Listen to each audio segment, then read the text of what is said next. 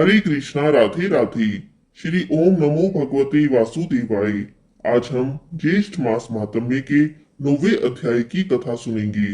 स्कंद जी कहते हैं, हे ऋषियों, अब मैं आपसे ज्येष्ठ मास महात्म्य में एक पवित्र और पाप नाशनी कथा का वर्णन करता हूँ। इस कथा के श्रवण मात्र से ही आप सबके सब संशय दूर हो जाएंगे।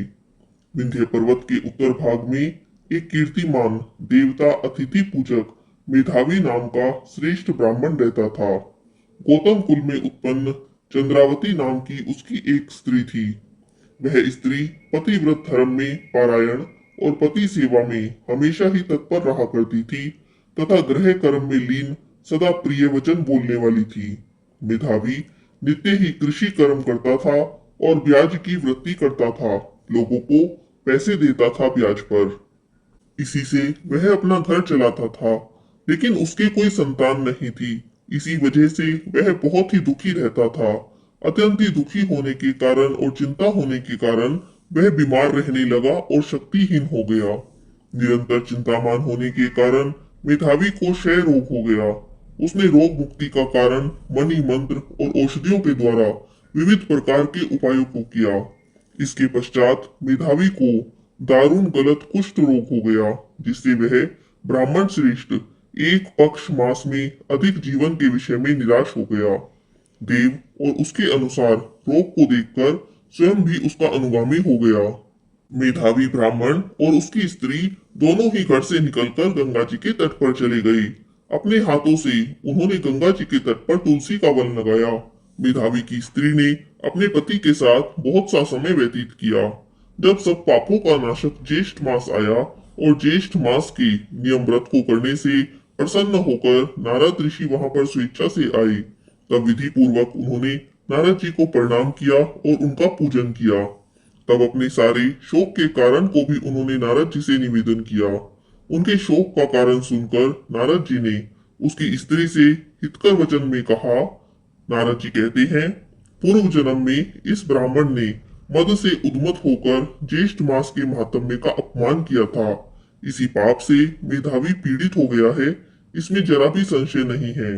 अब तुम इस पाप के दोष के निवारण के लिए ज्येष्ठ मास में व्रत करो, जो कि सुख और सौभाग्य को देने वाले हैं और गौरी नाम से विख्यात हैं। इस प्रकार नारद जी के कहने पर दूरदर्शिनी ब्राह्मण पत्री चंद्रावती ने इस व्रत को स्वीकार कर नारद जी का पूजन किया और उपदेशक नारद जी के चले जाने पर चंद्रावती ने पृथ्वी पर नारद मुनि के कथनानुसार भक्ति युक्त चित्त से इस व्रत को किया। इस व्रत के अनुष्ठान मात्र से मेधावी ब्राह्मणों में श्रेष्ठ हो गया। उसके बाद चंद्रावती ने इस व्रत का उद्यापन किया, ब्राह्मणों का पूजन किया और उनको भोजन आदि कराकर तृप्त किया। धन और अनेकों गोधन से ब्राह्मणों को भोजन कराया और उन्हें तृप्त किया। स्त्री और बांधवों सहित व्रत का पालना करके वे अपने घर चले आई। उस मेधावी के घर आने पर पूर्ववासियों ने महान उत्सव मनाया। उस उत्सव में एकत्रित सुहृद पूर्ववासियों ने उससे पूछा कि यह सब कैसे हुआ। तब मेधावी ने उन्हें सब समाचार कह सुनाया। उस समय उस महात्म्य के श्रवण से सब विस्मित हो गए। दूसरे वर्ष आने पर उन दोनों ने पुत्र के निमित्त इस व्रत को किया। व्रत के प्रभाव से उनके दूसरा कामदेव के समान पुत्र उत्पन्न हुआ। मेधावी ने शीघ्र ही जात कर्म कराकर हजारों गो का दान किया। ब्राह्मणों को धन वस्त्र अलंकार आदि बहुत सा धन देकर विदा किया। यह देखकर विश्वस्त उन पूर्ववासियों ने भी इस व्रत को किया और व्रत के प्रभाव से समस्त पूर्ववासी मानसिक चिंता और शारीरिक रोग से रहित होकर सुखी हो गए। उसी दिन से इस व्रत की बहुत प्रसिद्धि हुई। प्रथम इस व्रत को समर्थ श्री शिव जी ने पार्वती जी से कहा था और अब मैंने परम प्रिय व्रत को संक्षेप में आप लोगों से कहा है।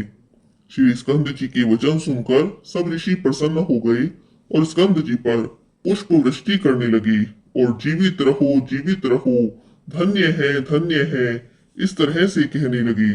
इस प्रकार गिरिजानंदन श्री स्कंद जी की सबने पृथक पृथक पूजा की और प्रसन्न होकर वह तपोनिष्ठ परस्पर कहने लगे कि अहो, हम लोगों ने बहुत से मासों का महात्म्य सुना है, परंतु ज्येष्ठ मास के एक दिन के साथ भी उनकी तुलना नहीं की जा सकती।